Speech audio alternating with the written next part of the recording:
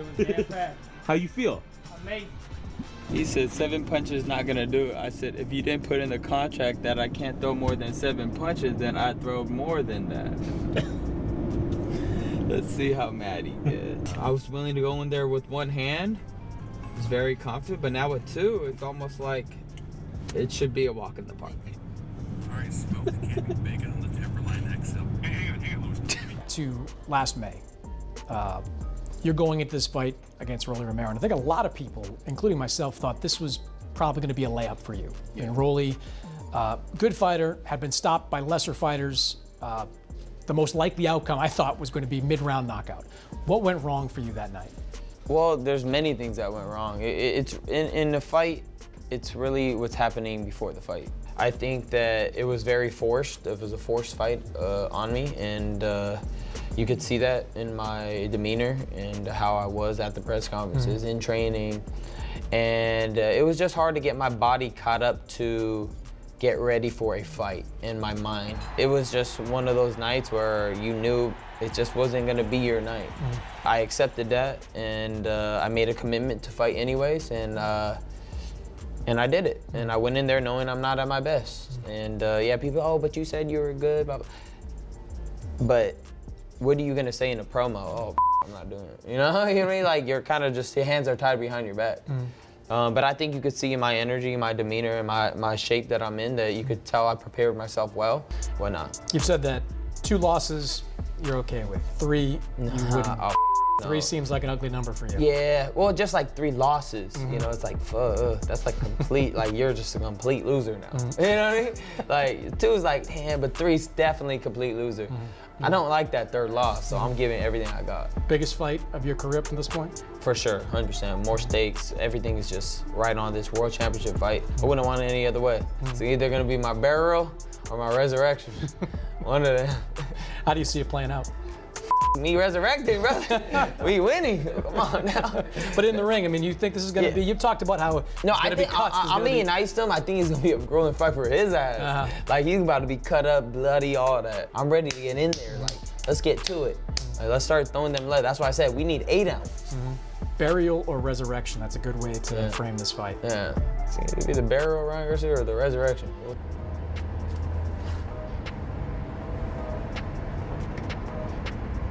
Unbelievable, really good for a Friday, closing the week, strong, sparring was amazing. He looks great, he looks ready. Looking forward for the fight, man. That's the nicest thing you said all camp. Thank you. No problem. I was saying it to the camera to look good, not for you. Oh, what a beautiful day. I've actually enjoyed this camp a lot. Like, not even playing, like, I keep saying to Tony and the boys, like, when's camp starting? Like, this is just like our life. I find more peace in the madness of camp than in real life. Okay, how it feels to be... Do you want me to put on the autofocus? How does it feel to be in Camp Ben? To be... Well, I'm not really in Camp Ben. Well, you are right now, so you better be respectful if we're gonna up. I feel like the one story that stood out to me with Conor is when he told me that he made his first bit of money. Yeah. And he felt comfortable, so to then feel uncomfortable again. Wait, what? You know when you were telling me that when you made your first bit of like big money in Mallorca, you started waking up at like 4 or 5 in the morning. Yeah. And training. Yeah. Because you had to put yourself in those uncomfortable situations. So that was when I bought my house that was in before this one. Thank God that I've still kept a trail of the house I've lived in. But that house, I bought that house and then I bought a 911. I was like, I've made it. I own multiple properties, got my 911, and I envisioned the house and the car. So when I got it, I was like, am I still hungry? Am I still motivated? And I started running at 3, 4 in the morning to just make sure that I was still hungry for more. I look like I belong in a straight jacket. It's definitely like that sort of vibe, yeah. Right, that's gonna pull you. Yeah, now if that comes off, yeah, it slaps me in the neck. No, that ain't slapping me. Right. I'm just letting you know that ain't slapping me in the neck, is it? Good? Yeah, that's rotation. More tension or good? More tension. Solid. Solid, good. So Tony's got him progressing incrementally week on week. So it's not just we do a blanket approach, it's based on the athlete, based on his times. We track all of the times, and today you probably saw all of his times improved exponentially. It was incredible.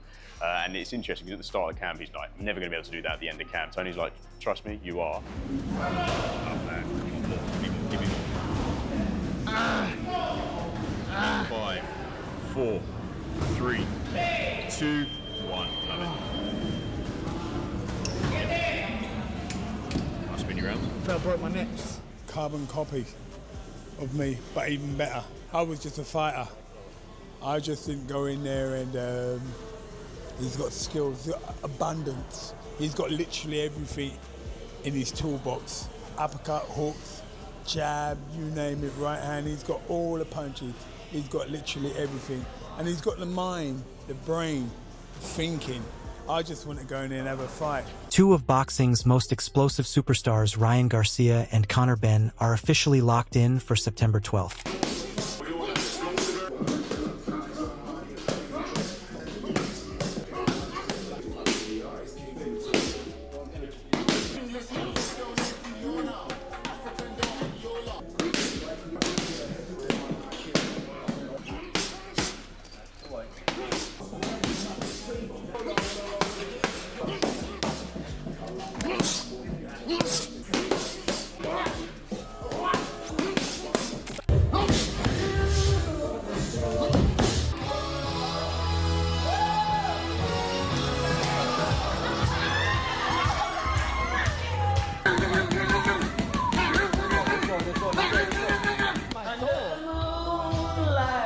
You see a sight that almost got your heart.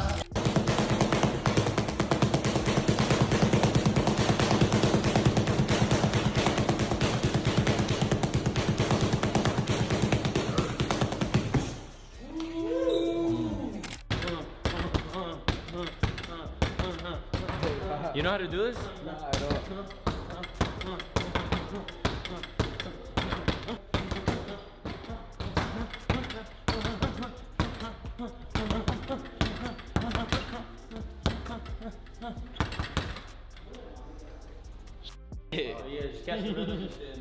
Ryan Garcia described his training camp mindset as one of deep mental focus. He visualizes the fight intensely, reaching a point where he feels his mind has transported him to a different dimension, fully engaged in the fight before it physically begins. I didn't realize that, you know, all the stupid you did throughout the year, it's hard to get out of your system in 2 months, and you're 30 pounds up. And your body ain't gonna be moving like a system. So it was just a big disconnect, but I didn't realize it at the time. It was just like, oh, I gotta do this, and I tried to make way what I had. You know, he caught me with a shot. Oh my gosh, a double hook, short hook, caught Ryan right on the chin, dropped him. It was more of a push on the second shot. He caught me one shot and then kind of pushed me, knocked me over because I was squared up. But I wasn't hurt at all. I watched that fight, and I watched it once. It was hard for me to even want to look back at it because I wasn't even present in the fight. Ryan Garcia's trainer is extremely impressed with his current training, describing it as exceptionally intense and beyond what most people, including the trainer's other clients. The trainer highlighted Garcia's incredible performance and numbers during these workouts. Ryan's intensity right now in camp is through the roof. It's absolutely superhuman type of stuff. I try to do some of the stuff, and I try to give some of my other clients that I work with some of his workouts.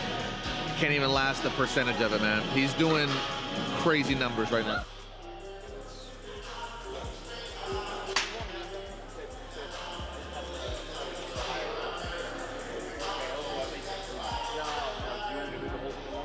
Conor Benn isn't buying into the hype. He's completely confident he can beat Ryan Garcia. Sure, he admits Garcia looked sharp against Mario Barrios, but Benn insists he's a whole different monster. With his explosive speed, raw power, and unpredictable style, Benn expects pure chaos the second the fight starts. And he's so sure of his handiwork, he guarantees one thing: this fight isn't going to the judges.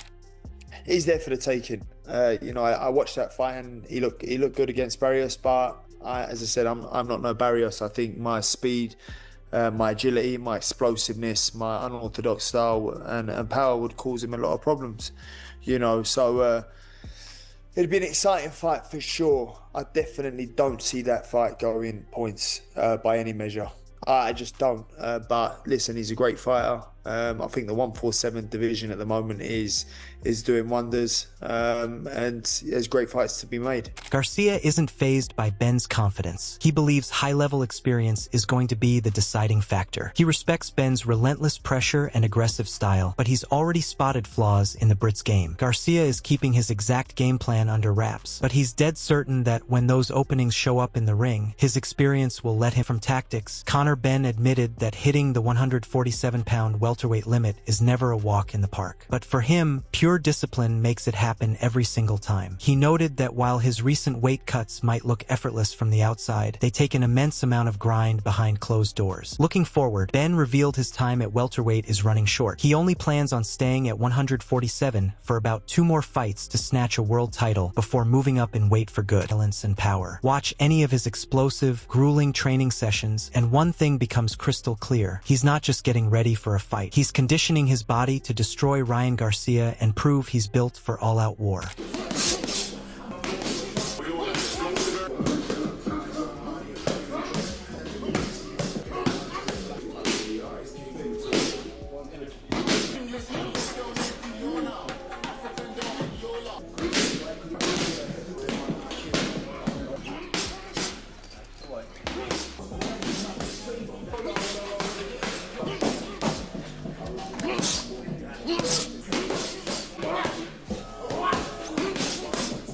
Tim Bradley thinks Conor Benn's biggest weapon isn't his raw talent, it's his sheer determination. While Bradley acknowledges Ryan Garcia holds the upper hand in speed, power, and explosiveness, he believes Benn's relentless mindset gives him a fighting chance if he keeps the pressure turned all the way up. In Bradley's eyes, if Benn can close the distance and force Garcia out of his comfort zone, he can expose serious flaws and turn this into a much tighter war than people think. He's feeling good about the pressure. He's not worried about that, like you said, but at the same time, he sees a weakness in Garcia to where he's saying, hey, you quit. I know you have it in you. Right. I can make you quit, right? I have that determination. I've seen it before. That will, right? That will to win. He's not as talented. He's not as talented as He Ryan has some Garcia. talent, but not as much as Ryan Garcia. He's not as explosive either, right? And I don't think he hit as hard as a Ryan Garcia, but that determination and that will, and if he can close that gap on him, bro, trust me, man, he can do some damage. Even so, Shawn Porter still picks Garcia to take the win in this matchup. He points to Garcia's elite hand speed, long-range control, and devastating fight-ending power as the deciding factors, predicting those weapons could very well lead to a stoppage victory. However, Porter isn't writing Benn off by any stretch of the imagination. Having shared the ring with him in high-intensity sparring sessions, Porter knows firsthand that Benn's grit, adaptability, and well-rounded skill set make him a far more dangerous and complete fighter than most critics give him credit for. I think that fight, based off of how Ryan Garcia just looked in his last fight, I mean, it looks like he beats Conor Benn. Conor Benn has a style that matches what Ryan is good. You know, the style clash favors Ryan Garcia because of his speed, because of his power from the outside. So definitely a tough fight for Conor Benn. Again, based off of Ryan's last fight, I would say 60-40. Ryan Garcia wins that fight, possibly KO, but Conor is very, very tough, and that's what I already knew about him, but I got to see it firsthand when we sparred. He's much more versatile than we saw in the first fight with Eubank. Comes back in a rematch against Eubank. We see the versatility. Meanwhile, Ryan Garcia's corner isn't showing a single shred of doubt. His father and trainer, Henry Garcia, remains absolute in his belief that his son will defend his WBC welterweight title on September 12th. Having watched Ryan put in grueling hours throughout camp, Henry claims his son is sharp, fully prepared, and peaking at the exact right moment. Because of that seamless preparation, Coach Henry isn't just forecasting a win. He's boldly predicting a highlight reel knockout on fight night. Because we're going to be prepared. We're going to be well prepared for September 12th. Okay, I want everybody to tune in because I'm telling you, you're going to see a knockout. Ryan, WBC champion, what does he need to do to beat Conor Benn? I mean, Ryan said knockout in 5. Do you think that's going to happen? Very much possible, obviously, because like I've always told people, 100% mind, body, and soul, there's no one that can really challenge Ryan. And I feel that 5 or under, that's exactly what's going to happen. On the other side of the promotion, Eddie Hearn is fully backing Conor Benn to pull off the definitive victory of his career against Ryan Garcia. While Hearn openly respects Garcia's terrifying speed, explosive combinations, and fight-ending power, he believes Benn's relentless forward pressure will ultimately break Garcia down. In Hearn's eyes, this matchup isn't just about athletic skill, it's about pure willpower under immense pressure. Despite the massive risks on the line, the promoter is utterly convinced Benn possesses both the mindset and the raw firepower to overcome the odds and walk out victorious. In September, we'd be hoping for a Mexico win against England. Well, is it Mexico? I don't know. Yeah, United States. But yeah, no, look, I want Conor Benn to win the fight. Like, he's a Brit. You know, I know we're disappointed with how it played out, but I just don't think he does. You know, I think he's going to be a live dog. He trains hard. He's full of. I don't like him at 147. I know how hard it was for him to make that weight a couple of years ago, and now having boxed at 160 twice, to come down to 150 or 51 or whatever he was for program, really not look good. I just think 47 against a puncher, you know, it's a tough task. But listen, he's game. Do you reckon he gets stopped? I don't want to say, but I think that's the likely scenario, yeah. But again, he's game, you know, and he's improving. He's put the work in. Tim Bradley sees an unbreakable wall of confidence on Ryan Garcia's side as well. Bradley notes that Garcia is carrying himself like a fighter who truly operates on a completely different level, relying heavily on his elite speed, power, and resume against world-class opposition. In Bradley's view, Garcia is convinced Benn simply hasn't swum in deep enough waters yet to handle this step up in class. Ryan's a little bit more reserved, like, with it. It's like, it's a calm confidence that I like from him. He's just like, you gonna find out. Like, it's different. It's different levels. My hand speed gonna be too much for you.